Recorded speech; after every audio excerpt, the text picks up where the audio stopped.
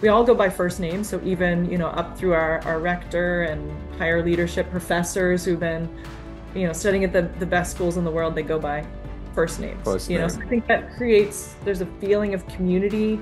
That's another thing on Yeah. surveys to tell us that they're really looking for a tight-knit community, and this is what they get here. So I think that definitely really helps.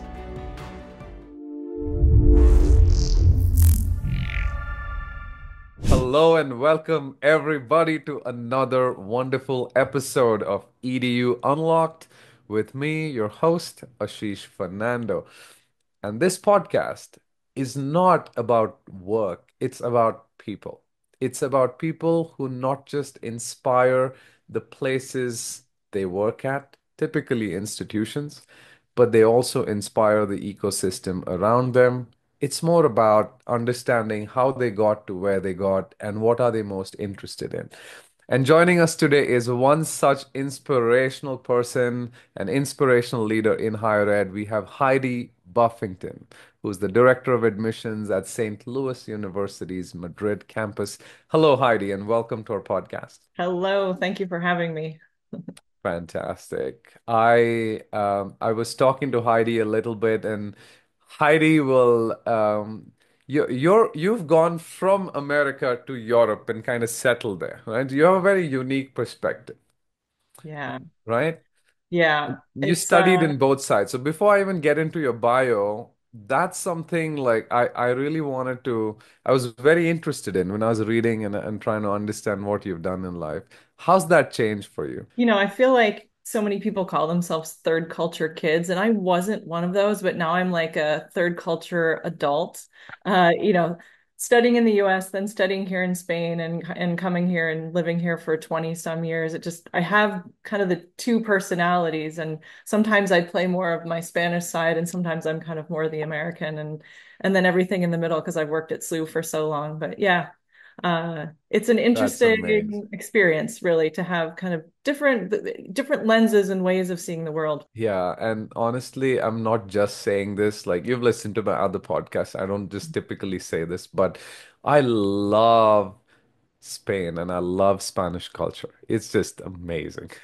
Yeah, Like Barcelona is one of my favorite cities because I'm also an art guy, so I like all the Gaudi and everything. But I feel like there's a lot more work-life balance there than there is here anywhere, right? Do you agree? yeah, definitely. I mean, I think sometimes we even joke when we walk around and just look up at the buildings, like, wow, it's so beautiful. It's so beautiful.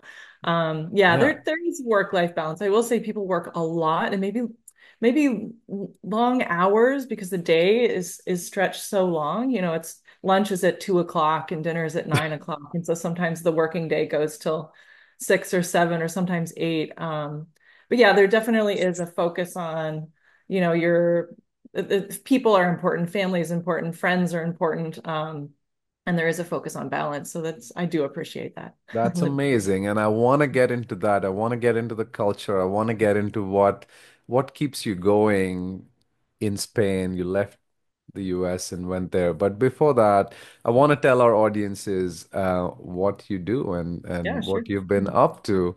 And Heidi, so Heidi is originally from Erie, Pennsylvania, in the Mhm. United States, right? Yeah. Decided to study abroad in Spain, did her junior year there at the College of Worcester. Did I pronounce it right? Worcester. Yeah. College of Worcester. Worcester, right? Mhm. Yeah, okay. In New England, we have a Worcester, which is when you write it as something different. Worcester, Yeah.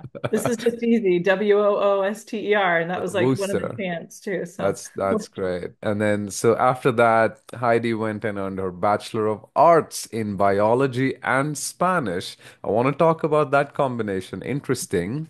And that kind of got Heidi interested in Spain. So when she did her MA in International Studies, she did that in Madrid and then started working for SLU Madrid in 2004. So you're actually and right now you're at your anniversary, your like 20th yeah. anniversary mark. Yep.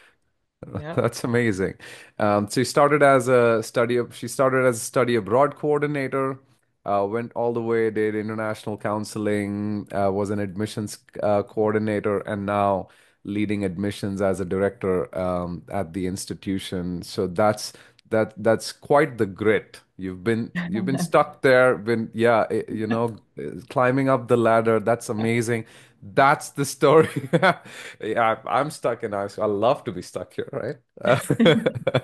But it's been great, and the growth that the institution has seen since you've joined has been great. You have students coming in from about 50 plus countries now. That's amazing. So a lot to talk about in terms of places, people, and growth. So this is good stuff. Yeah. Where do you want to start? So, first, let's talk about why higher ed and nothing else. Because you've been to Spain, you've seen the world a little bit before you Mhm. even were, you know, in a moment of like picking your career, and then you Yeah. picked this, right? What took you here? As you started from the introduction, you said people. And thinking about who I am and what I value, and I think people to me is so important. And I've listened to a lot of advice along the way and kind of followed my gut. When I finished, so I had the opportunity, like you said, to study abroad in Cordoba, and I live with a really great family who I'm actually still in touch with. So, Wow. Southern Spanish family. I was a biology major, but didn't really, I guess I never really planned what I want to do. I didn't know I wanted to be a director of admissions. I mean, I don't know who plans that when they're in college, but um, I worked at Barnes and Noble right after the College of Worcester, and I was trying to figure out what I was going to do next. And I realized I just really liked the travel books. And when people would come Mm, up and buy a travel book, and I'm like, "Oh, where are you going?" And then we get into these conversations that kind of led me to do a master's program in international studies, and I was trying to find a program here in Madrid. Kind of following advice from a Spanish teacher that I had in high school of, study abroad. If you can go abroad, go abroad, following advice from my best friend Kim, who said, I kind of felt like I was a little stuck. I didn't know what direction to go in, but just take a step. And the step was following the interest of languages, learning languages, culture. I think many people who work in admissions and enrollment were tour guides in college. I was a tour guide. I loved giving tours. I thought it was so fun. nice. Um, In Madrid? no, in Ohio, in It Worcester, Ohio. Oh, and Yeah. when you were in Worcester, okay, yeah. Yeah, yeah.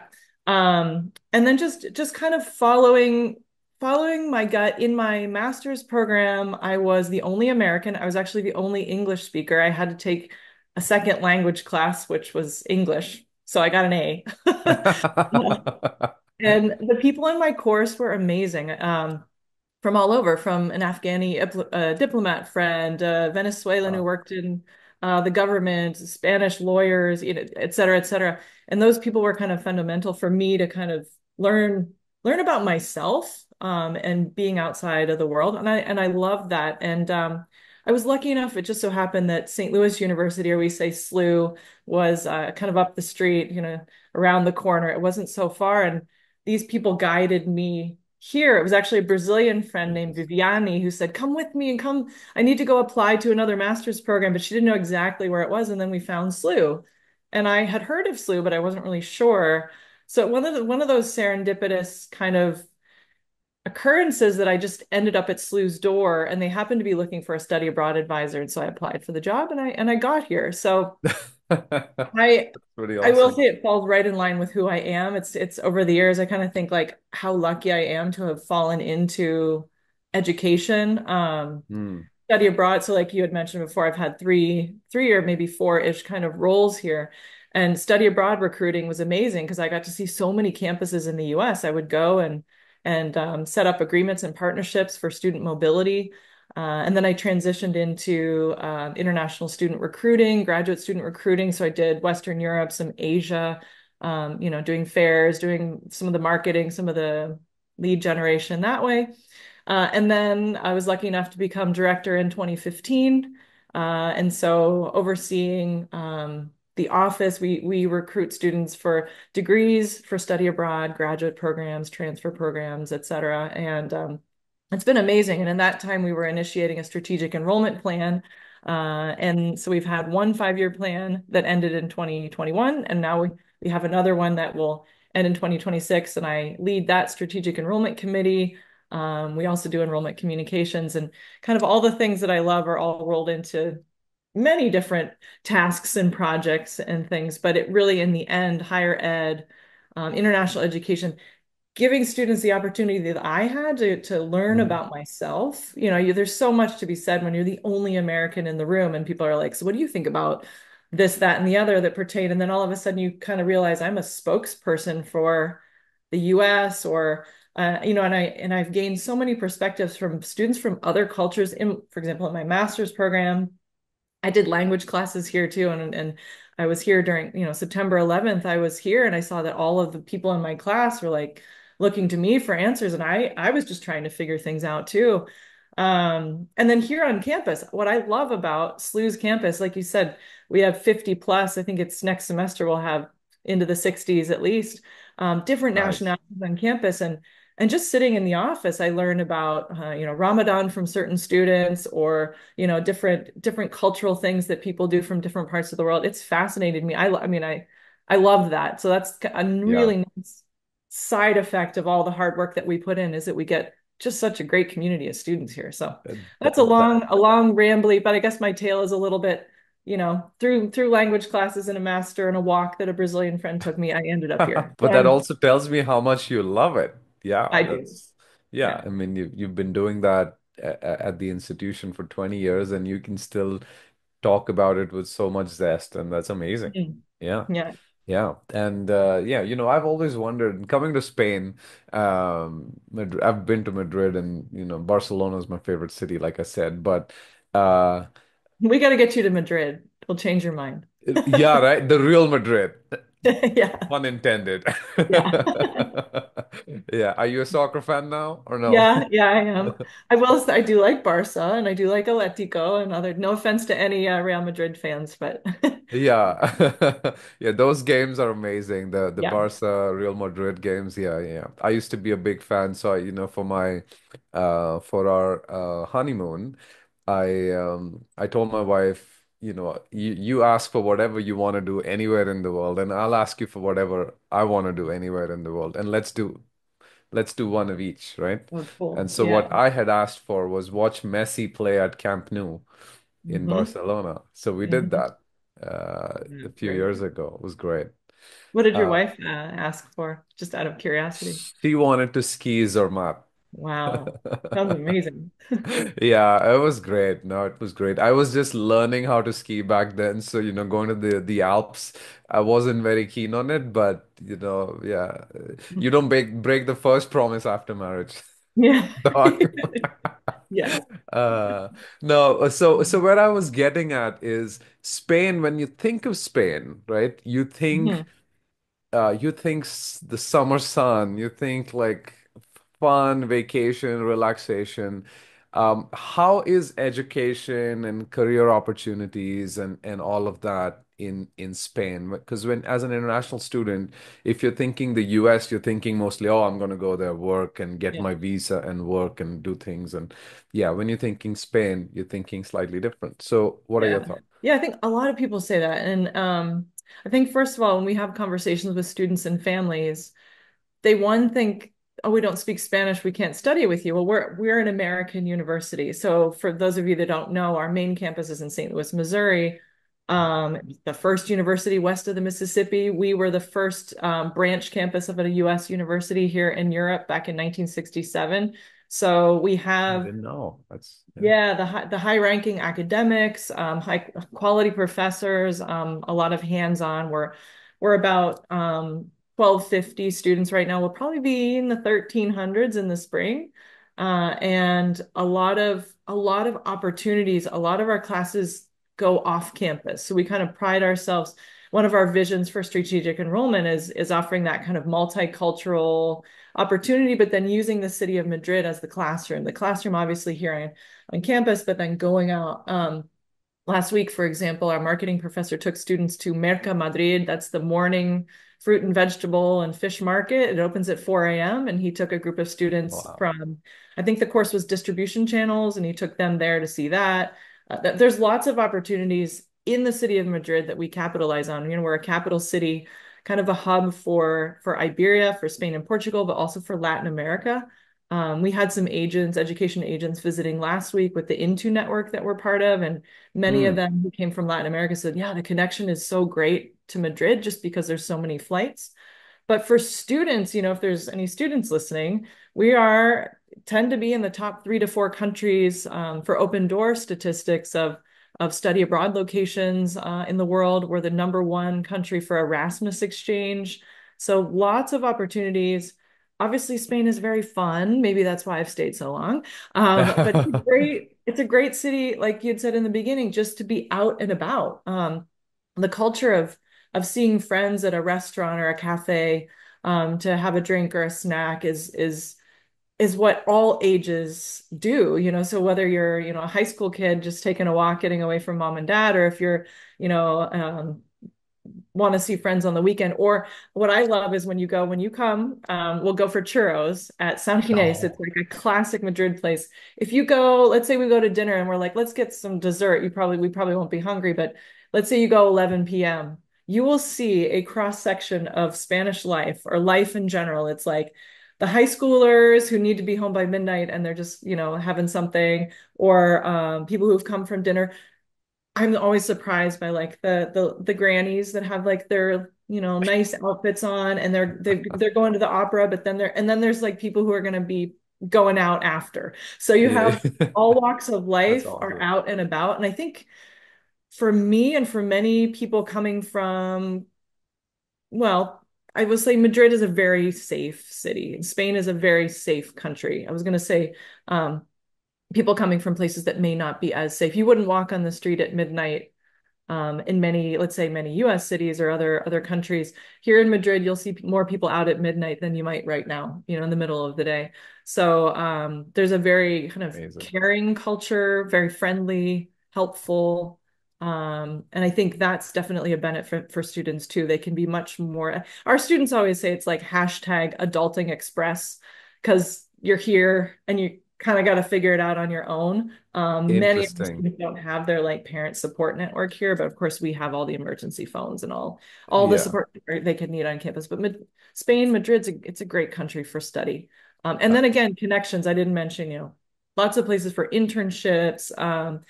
Everyone's looking for English speakers. So if someone does speak English and they're here in Madrid, the chances they'll get an internship or potentially a job. It's a little more complicated with Mm. passports and With working in passport. the Yeah. European Union, but yeah, but it's a great destination to study. I love it. Even the fact that you said that, high school students have to get home by midnight, like that's very Spain. Like, Or yeah, maybe. like Okay. here they have Yeah, to my get back curfew at was like much 9 or 10. earlier than that. Same in India, by the way. Like, I feel like, I'm kind of developing this theory of mine about warm countries, like places that are Mm, warm, where it's like, even if you go to Greece, right? Sometimes at mm, like 11 p.m., you go to a restaurant and you're still waiting in line. Like, yeah. it's same in India. Like, yeah, it's you're still waiting in line, and it's amazing. And honestly, like I tell a lot of our students, we send the students to Spain, Mhm, through high school and some of our other businesses. But I always tell them there's no right or wrong in terms mm, of place. There's yeah. because it's just studying internationally, there's just so many unknowns. You never know whom you're gonna meet, what you're gonna do, and when that potential employer is gonna show up on campus or not even there, like at a bar.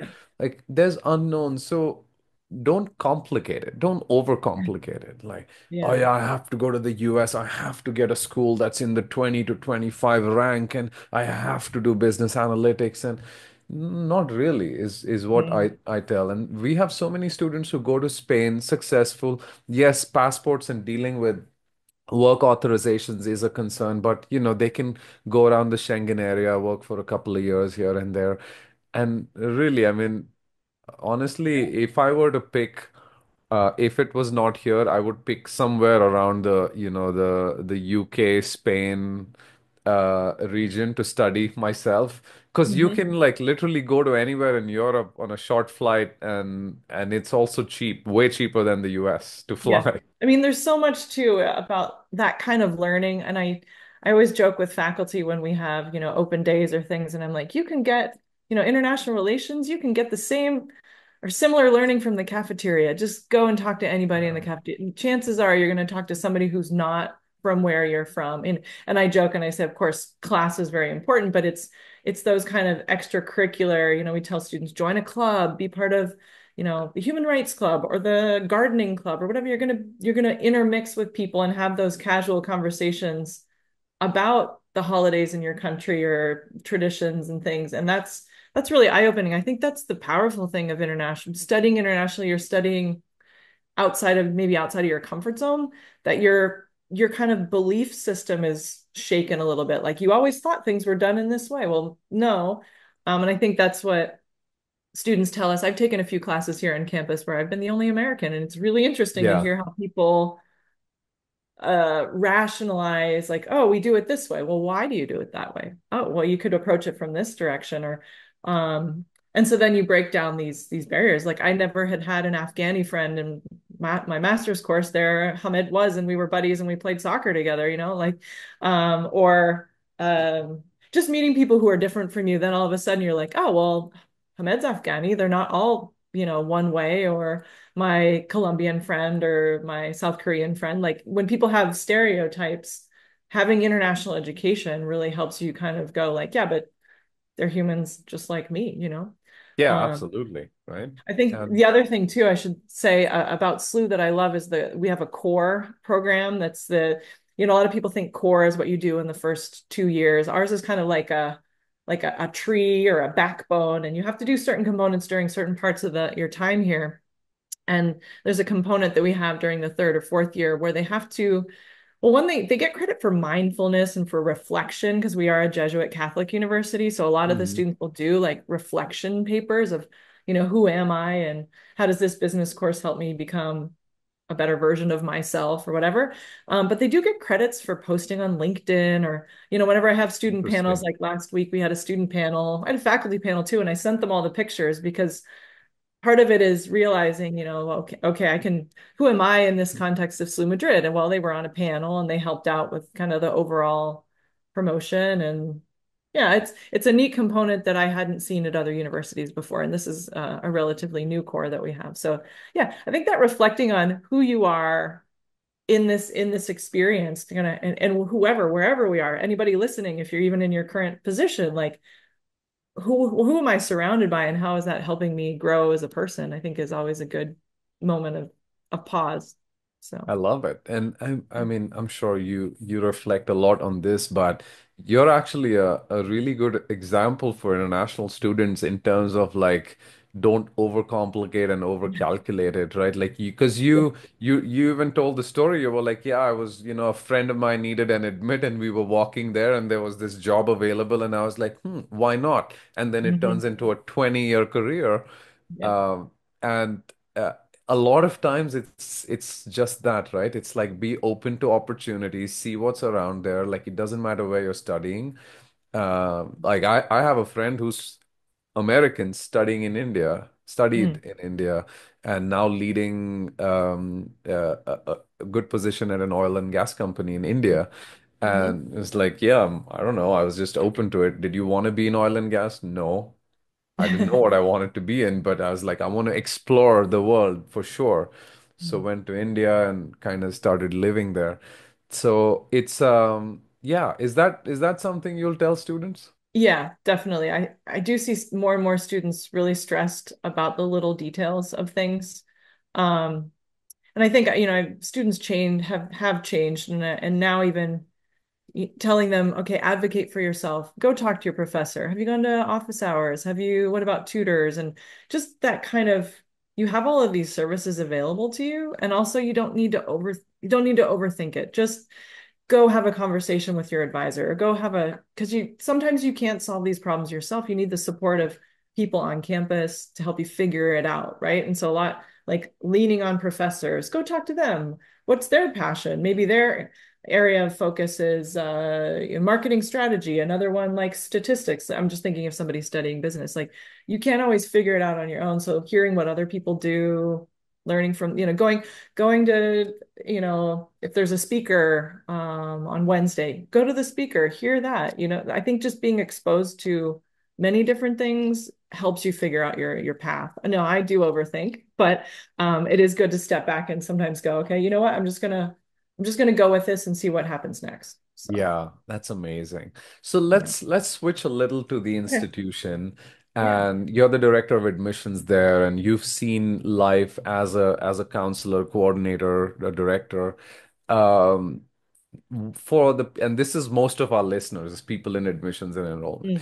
Mm, For you, how do you look at efficiency in the admissions office? Because I like as an outsider, right, who helps yeah. institutions, who helps students, I always see that students want everything the next minute, right? Oh, Uh-huh. I've applied. Yeah. And most likely, I'm gonna accept the first admit I get. On the institution side, there's a lot of processes, especially like if you're an R1 institution, you have to do admissions by round and blah, blah, blah, and then WES evaluations. And that the time to response to students, like in some cases, ridiculous, right? Like sometimes Yeah. schools will take a month. What are you seeing in terms of, the efficiencies you guys are creating at the institution and how you're putting like student first? Yeah, that's a great question. And I think it changes every year. I think one thing when Mhm. you grow from 600 students to almost 1,300 in 8 years, when I started, I really felt like we were a small startup. And now we're a medium-sized company and we've adjusted, but we're still like it's not jet lag, it's like enrollment lag or trying to get everybody else along with the speed that we're working.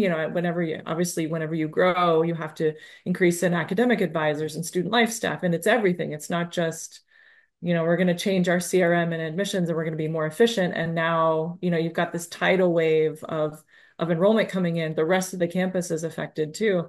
Um, I still think we still approach our work in a kind of a design thinking pattern of let's try something, let's see how it goes, let's reevaluate. Every year we do an annual retreat and sometimes a mid-year review and say, okay, let's implement, the different way that we review apps and let's see how that works because it's all about efficiencies. We try things and it may not be as efficient as we think. We see students are waiting. We implemented Slate last year. For anybody listening who's implemented Slate, the struggle. The struggle is real.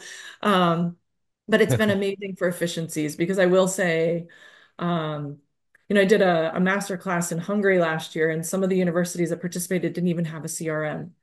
So I was lucky that Yeah. we have a CRM. We were using Salesforce before, and now we're on to Slate.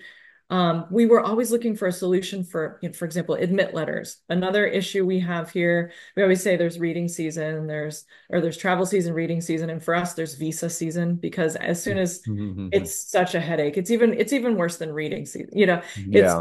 all these questions about visas and guiding students to get visas, but those letters are just so inefficient before that on Slate now we can release as a batch and those kinds of I'd say the little teeny tiny things that take up so much time make a huge difference communications Interesting. wise and you know yeah, I like to look at process a lot. Like if we can, I had a colleague named Bianca who was very, very, I think she had her black belt in Six Sigma. Now, I don't know a lot about Six Sigma, but I remember the workshops she and I would do here in this room and like spread out all these papers and like, what's the process? She's like, if they have to click 6 times, why are they clicking six when they could click four?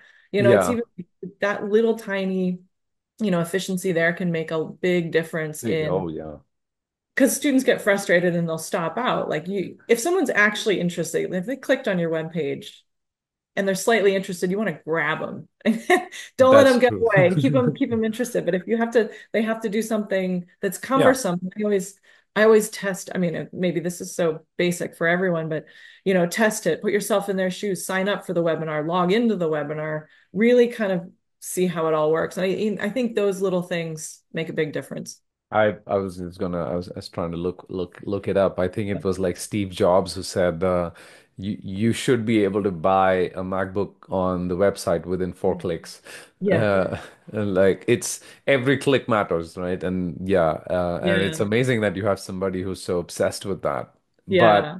But that's an interesting one. So like some of these efficiencies is what drove you from Salesforce to Slate because you're like, okay, I can send out batch letters, I can do things.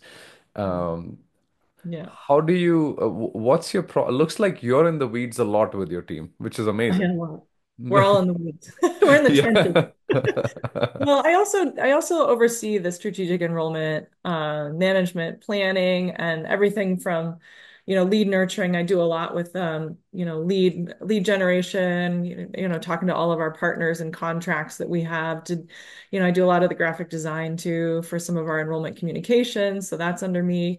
And just Nice. really thinking about everything. Like, I'm kind of looking around this room, like we're in this is a general meeting. This is our mascot, the Billiken, just trying to That's think of amazing. efficiencies for when people come in, families come into this room. Hmm. What do they have? What's visual? What can they, all of that stuff makes a big difference. I'm big on visual. Um, yeah, definitely in the trenches, really thinking about process. We did a this year in our annual retreat a customer experience map. So, the example was a woman thinking about getting a coffee, and it's all about the steps along the way for her, and it happened to be Starbucks. It could have been in a coffee shop. And it's all about evaluating the positive and negative feelings that are thoughts that someone has in a process, right? So purchasing the coffee, she walks in and she sees like, it smells nice. Okay, that's positive. But there's a long line or it's crowded. And then it was funny in this one, it was, she complained a lot about like, there's no outlet. Like when she finally got her coffee, she just wanted to work in the coffee shop. And it was all Yeah. about, but it's like the process of ordering, paying. And so we did that for our campus visit. And we really, every step by step, like you walk in you're thinking about it. Where are they going to park? They walk in the front door. Who greets them? Are they given anything?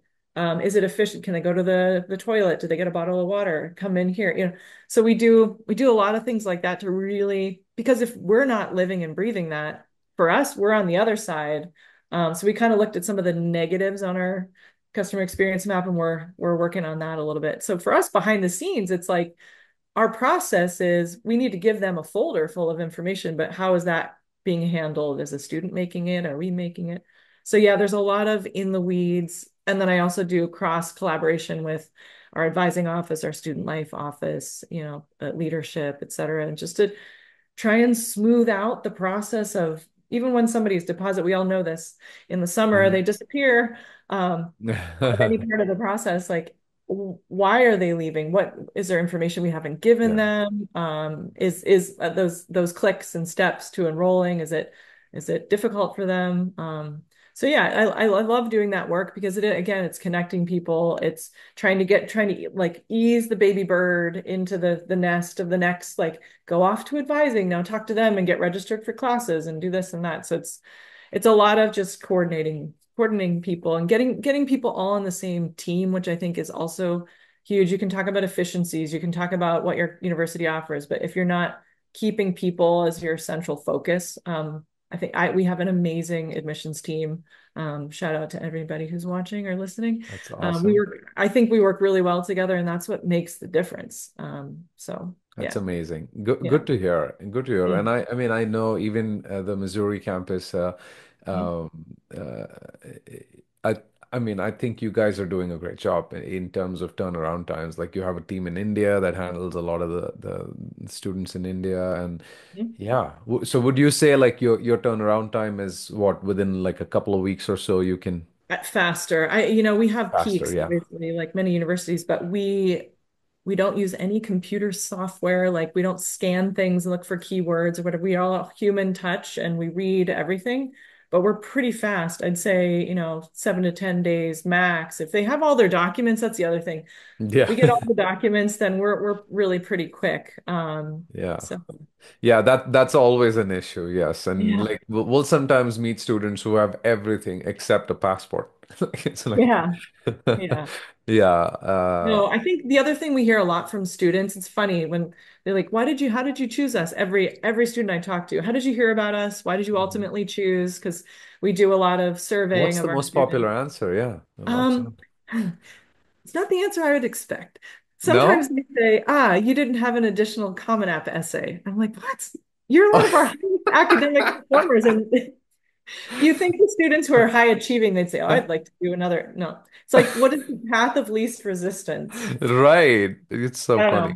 know. But the answer, I think the thing that makes the biggest difference is personalization. very personal contact. You answered our email within 12 hours, or we try to say 24 hours of email communication, but usually it's, within a business day. And they're like, you answered with my name personally. People were really helpful here on this campus.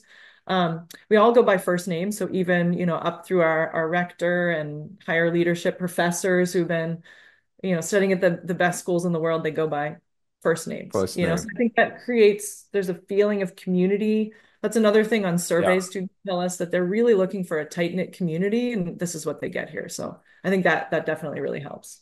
That's pretty awesome. Yeah. I mean, yeah, you're right. It kind of goes down to, like even when the SAT got optional here and then GMAT and GRE was optional and then you had students who had like great GPA scores, like amazing Yeah. GPAs, but like, yeah, but I want to apply to an institution where GRE is optional, even though I'm smart enough to get a good score, like Yeah. path of least resistance. It's just Yeah. uh Human nature, right? Human nature, yeah. So that's amazing though. And then community is something that a lot of schools like look for. Do you Mhm. have I know the international student numbers are decent size there. Do you have organizations like for Indian students? Do they have their own like Indian student organization and all of that, like the schools in? We've got a lot. We've got the Asian Culture Club, Yeah. the Arab Society, I believe, the Latine community. We have, for a campus of 1,300 students, and I would say about 600 to 650 are the degree seeking, the students that are going to be here for all 4 years. We have a lot of clubs. We have one that's, I Interesting. mentioned this already, the community gardening club. Students found a plot of land and they farm it and then they bring in, their spring onions and whatever they sell it here. We have a, human rights club. Yeah, always lots of fundraising. SLU is very well known for community service and giving back. That's one of the kind of the pillars of Jesuit education is serving others. Yeah. So there's lots of clubs and internal one, student government and lots of ways that students can meet each other, meet students like themselves if they want to have that kind of community amongst, like you said, the Indian or Asian students or Latine students, Latinx. But then lots of ways that I always encourage, like go to a club where if you're not from Asia, go there and then learn about Asia. And like then you can go out for food and uh, you know, expand your horizons a little bit. We always say get out of your Amazing. comfort zone. I mean, even coming here, the three circles of like comfort, learning, and panic. And like Uh-huh. you want to kind of like be in the learning and maybe slightly in the panic, but then all of a sudden you like your comfort zone gets bigger and bigger and bigger. You can always call the Yeah. emergency phone. You're like, but doing something that pushes you a little bit, then you're like, oh, yeah, I can eat, whatever. Yeah, yeah, yeah, yeah, absolutely. Yeah, the more you learn, the more that comfort zone keeps increasing, but then you got to stretch yourself outside. Absolutely. Mhm. Yeah, Yeah, yeah, that's how we progress. That's amazing. yeah. I'd like to hear from you. It doesn't have to be, I mean, you may remember or not the name of the student, but if there's a story, like if there's a student like international Okay.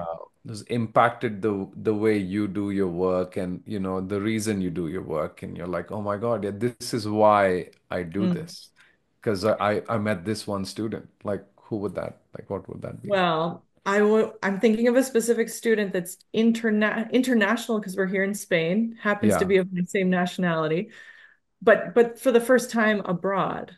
And I think a lot of students, it's the first time they come abroad and they struggle. And I see them kind of in their first semester, the Spanish throws them off. I mean, you could probably insert any one of many students. I just happen to know this one from who has a scholarship to assist in our office. But struggling with, and we were talking about types of students before, the students who always got all the A's and it kind of came easy in high school. And then they come abroad and everything's different. Adjusting to life here is no easy thing. And then they're coming here to it's a different system. It's exactly the American system, but then, their teachers are from different places. We work with teachers and faculty to kind of teach in this American style, but inevitably people come from different places and they have different ideas about the weight of different exams and things. But, you see students struggle And with this specific student, I make tea. So, I'm like, You what's make going on? What's going on? I can see that there's something going on. I was like, do you want a cup of tea? So I make tea. We sit down. Oh, in the process of making, it's like taking the weight off yeah. you're gonna go right in, so just working, just counseling. And I've made several teas and I've taken walks with students. Hey, what you doing? What's going on? And then you're like, something is up. Do you want some tea? Then it comes Hmm. out. Like once you start like having the tea. And once, when you think Breaks about the that, it's like barrier. I'm Mhm. like Aunt Heidi. I have a nephew. But I feel like some of the students I don't mind being that role. I'm not a professor. I'm not giving them a grade for anything. Um, but I think the work we do, it's impactful. And I think it's a moment to remember.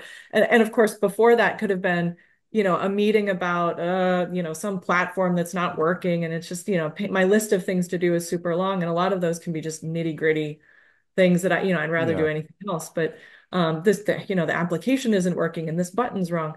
But then a student is there who needs some help. And I think that drives me because I remember being that person just going, I'm so front because it's the little things like when students are abroad, maybe they had a frustrating encounter in Spanish, then something else happened. And it's usually the smallest thing that just will set them off because they've already had five things that morning that have been frustrating because they're away from their comfort zone and all that. So, I Mm-hmm. think those conversations with students, and now the student is about to graduate, and I'm like, wow, I'm just so impressed with how much they all change over the 2 to 3 to 4 years they're here with us. And now she's like, Spanish, whatever. I have to go do my fingerprints for my, ID card. That, yeah, no problem. It's like it's like I had said before, the adulting express. Yeah, you learn how to kind of maneuver, and you do that in Spain. I remember I had an internship and actually didn't talk about this, but and kind of my path to education. When I came the second time I was here doing language classes, I was placed in a modeling agency for an internship, and it was so not me. But the one thing I changed, and I happened to go to an education agency, which I didn't even know what that was at the time, but it's just like another moment of education that's been in my past. But the one thing that I had to do at that modeling agency, they gave me a list of like 50 people and they said, call these people and tell them they can come in and get paid for their role as an extra. And I had no idea what I was saying. I was saying like, puedes venir a cobrar. Cobrar, it means to like collect your money. And I'd never heard that word before. So I was like, hola, Maria, puedes venir a cobrar. And it was such a learning opportunity for me. Doing that over and over again, I got a little more comfortable. And yeah, so I see the students going through these moments of like, I can't do this anymore. This is so frustrating. And then you just kind of like, come here, I'll help you. Sit down, let's I have a love it. conversation. I think that like puts it all into perspective, like all of the things that the daily things you have to do that are like, oh, I have to fix this because it's not working and this problem and this thing.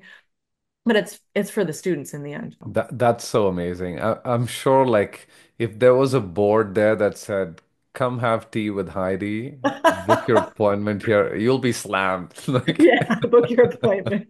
I make and good Heidi. tea. I love the way you put it. Coffee and tea and walk with Aunt Heidi. Yeah, there you go. Exactly. Exactly. And thank you so much. It's been a Yeah. pleasure This talking has to been you great. Thank you and so much. learning about you. Just I feel like, I'm sure you've answered like these questions like 20,000 times over the last 20 years, but you still have that joy because you really love the work you do there. You love working with international students. You love Spain. I can feel it. It's not something you can describe in words. It's amazing. Thank you for Thank the you. answers. Thank you very much. Have a great Awesome. one. Okay. Thank you. And thank you to all our listeners for joining us here on another fantastic episode of EDU Unlocked with me, Ashish Fernando, and our awesome guest for today, Heidi Buffington from SLU Madrid. Thank you, everybody.